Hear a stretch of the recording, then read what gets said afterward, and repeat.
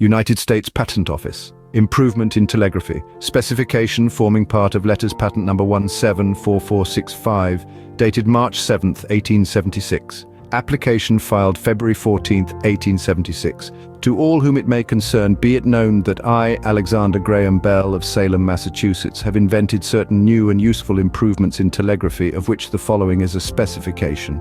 In letters patent granted to me April 6, 1875, number 161,739, I have described a method of an apparatus for transmitting two or more telegraphic signals simultaneously along a single wire by the employment of transmitting instruments, each of which occasions a succession of electrical impulses differing in rate from the others, and of receiving instruments, each tuned to a pitch at which it will be put in vibration to produce its fundamental note by one only of the transmitting instruments, and of vibratory circuit breakers operating to convert the vibratory movement of the receiving instrument into a permanent make or break, as the case may be, of a local circuit in which is placed a Morse sounder, register, or other telegraphic apparatus. I have also therein described a form of autograph telegraph based upon the action of the above-mentioned instruments.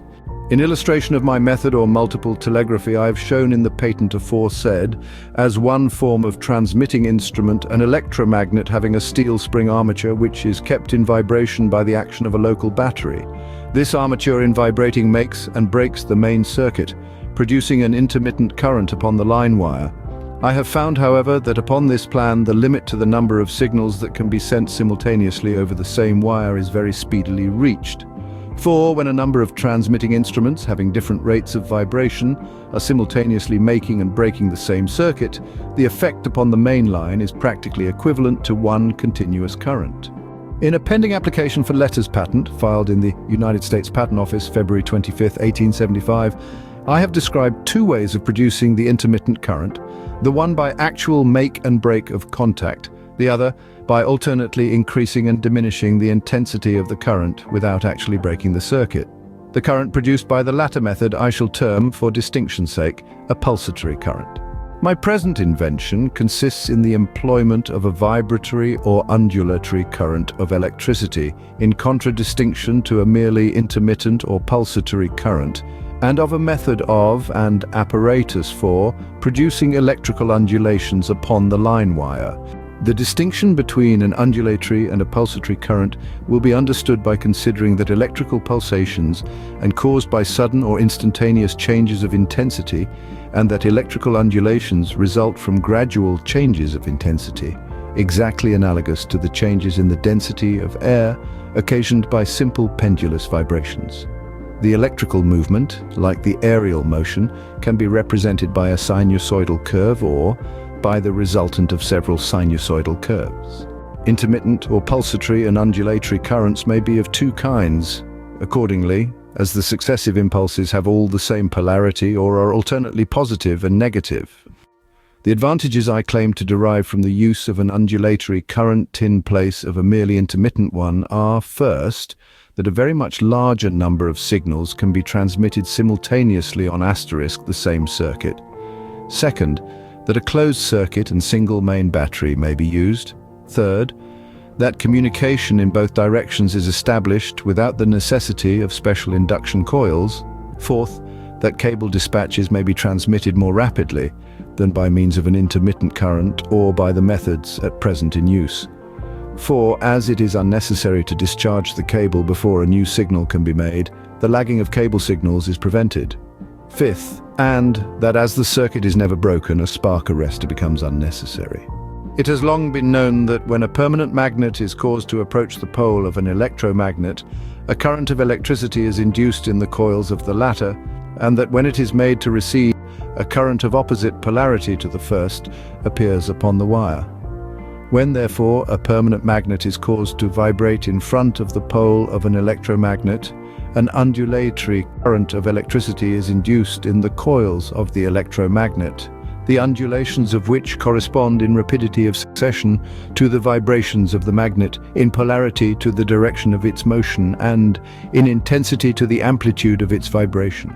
That the difference between an undulatory and an intermittent current may be more clearly understood, I shall describe the condition of the electrical current when the attempt is made to transmit two musical notes simultaneously, first upon the one plan and then upon the other. Let the interval between the two sounds be a major third. Then their rates of vibration are in the ratio of 4 to 5. Now, when the intermittent current is used, the circuit is made and broken 4 times by one transmitting instrument in the same time that 5 makes and breaks are caused by the other. A and B, figs 1, 2 and 3 represent the intermittent currents produced, 4 impulses of B being made in the same time as 5 impulses of A, C, C, C and C show where and for how long time the circuit is made, and D, D, D and C indicate the duration of the breaks of the circuit. The line A and B shows the total effect upon the current when the transmitting instruments for A and B are caused simultaneously to make and break the same circuit. The resultant effect depends very much upon the duration of the make relatively to the break. In Fig 1 the ratio is as 1 to 4, in Fig 2 as 1 to 2, and in Fig 3 the makes and breaks are of equal duration.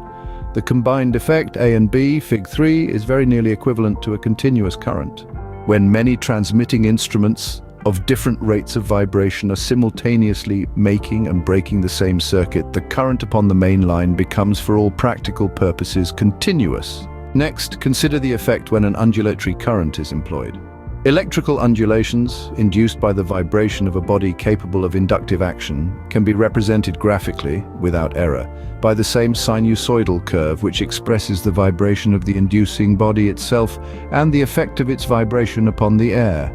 For, as above stated, the rate of oscillation in the electrical current corresponds to the rate of vibration of the inducing body, that is, to the pitch of the sound produced. The intensity of the current varies with the amplitude of the vibration, that is, with the loudness of the sound, and the polarity of the current corresponds to the direction of the vibrating body, that is, to the condensations and rarefactions of air produced by the vibration. Hence, the sinusoidal curve A or B Fig 4 represents graphically the electrical undulations induced in A circuit by the vibration of a body capable of inductive action. The horizontal line A, D, E, E, F, and C represents the zero of on current. The elevations B, B, B, and C indicate impulses of positive electricity. The depressions C, C, C, and C show impulses of negative electricity. The vertical distance BD or CF of any portion of the curve from the zero line expresses the intensity of the positive or negative impulse at the part observed, and the horizontal distance AA indicates the duration of the electrical oscillation. The vibrations represented by the sinusoidal curves B and A, Fig 4, are in the ratio aforesaid of 4 to 5, that is, 4 oscillations of B are made in the same time as 5 oscillations of A. The combined effect of A and B, when induced simultaneously on the same circuit, is expressed by the curve A plus B, Fig 4, which is the algebraical sum of the sinusoidal curves A and B. This curve A plus B also indicates the actual motion of the air when the two musical notes considered are sounded simultaneously. Thus, when electrical undulations of different rates are simultaneously induced in the same circuit, an effect is produced exactly analogous to that occasioned in the air by the vibration of the inducing bodies.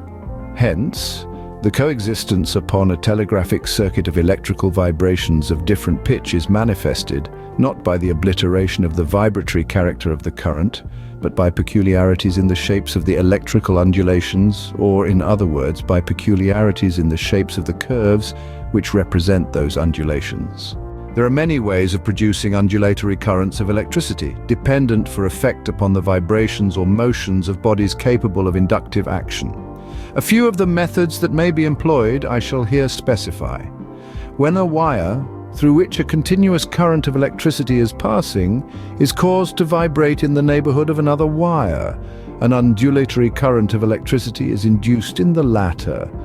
When a cylinder, upon which are arranged bar magnets, is made to rotate in front of the pole of an electromagnet, an undulatory current of electricity is induced in the coils of the electromagnet. Undulations are caused in a continuous voltaic current by the vibration or motion of bodies capable of inductive action, or by the vibration of the conducting wire itself in the neighborhood of such bodies. Electrical undulations may also be caused by alternately increasing and diminishing the resistance of the circuit, or by alternately increasing and diminishing the power of the battery.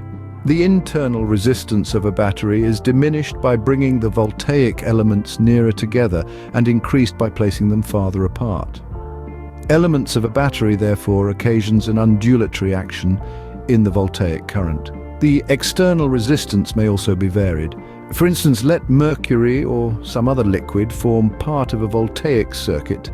Then, the more deeply the conducting wire is immersed in the mercury or other liquid, the less resistance does the liquid offer to the passage of the current.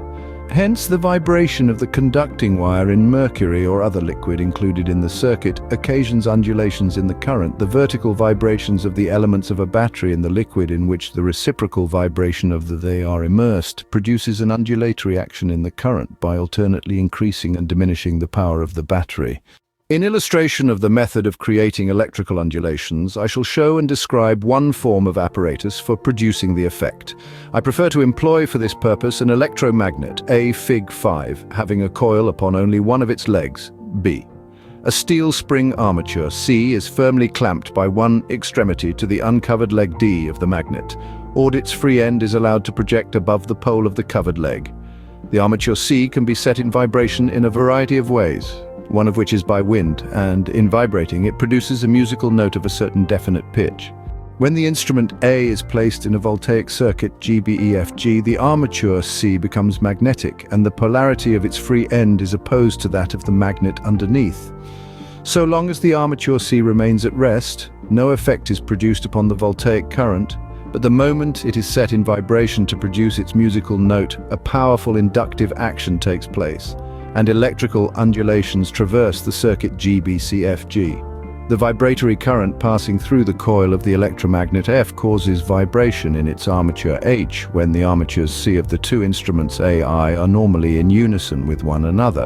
But the armature H is unaffected by the passage of the undulatory current when the pitches of the two instruments are different.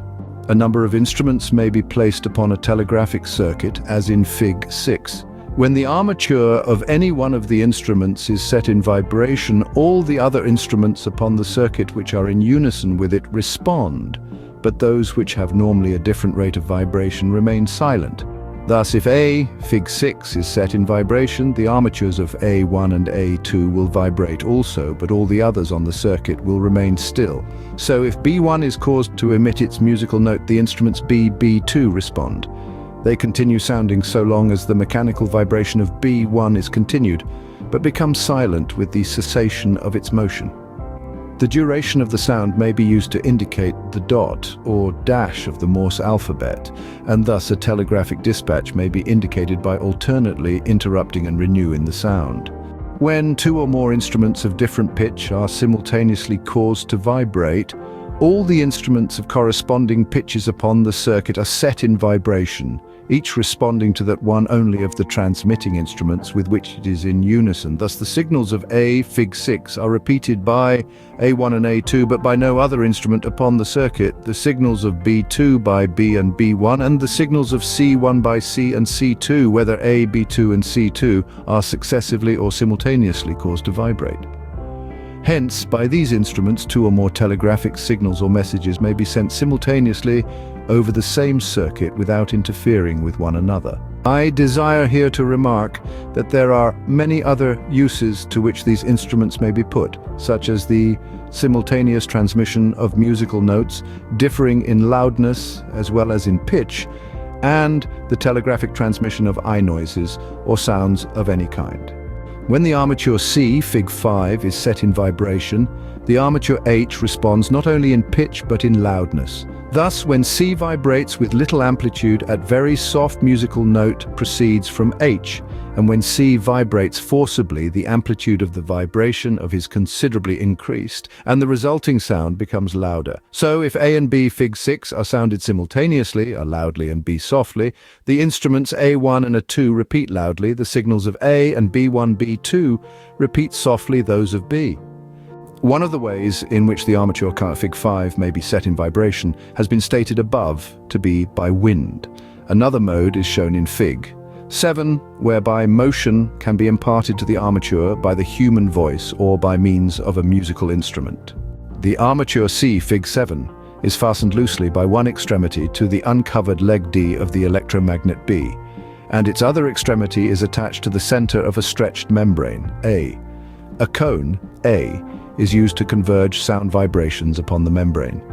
When a sound is uttered in the cone, the membrane 4 is set in vibration. The armature C is forced to partake of the motion, and thus electrical undulations are created upon the circuit EBEFG. These undulations are similar in form to the air vibrations caused by the sound, that is, they are represented graphically by similar curves. The undulatory current passing through the electromagnet F influences its armature H to copy the motion of the armature C. A similar sound to that uttered into A is then heard to proceed from L. In this specification, the three words oscillation, vibration, and undulation are used synonymously and in contradistinction to the terms intermittent and pulsatory. By the terms body capable of inductive action, I mean a body which, when in motion, produces dynamical electricity. I include in the category of bodies capable of inductive action brass, copper, and other metals, as well as iron and steel.